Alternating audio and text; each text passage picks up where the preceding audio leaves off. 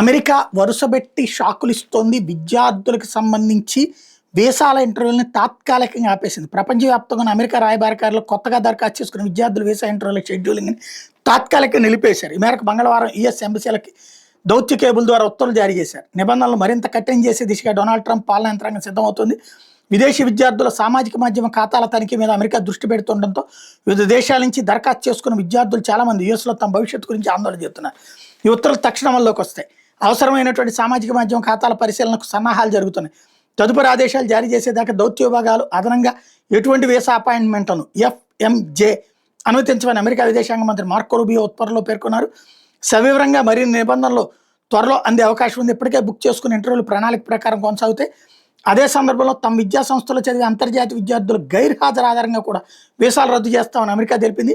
భారత్లోని అమెరికా రాయబార కార్యాలయం మంగళవారం X ద్వారా ఈ ప్రకటన చేసింది. విద్యా సంస్థ నుంచి డ్రాప్ అవుట్ అయినా, తరగతులు ఎగ్గొట్టినా, ఆయా విద్యా సంస్థలకు ముందస్తు సమాచారం ఇవ్వకుండా స్టడీ ప్రోగ్రామ్ నుంచి వెళ్ళిపోయినా విద్యార్థి వీసా రద్దు అవుతుంది. భవిష్యత్తులో ఎలాంటి అమెరికా వీసాలకైనా మీరు అర్హత కోల్పోతారు. సమస్యల బారిన పడకుండా ఉండాలంటే నిబంధనలకు అనుగుణంగా నడుచుకుని మీ విద్యార్థి వీసాను కొనసాగించుకోండి అంటూ యుఎస్ ఎంబసీ వెల్లడించింది.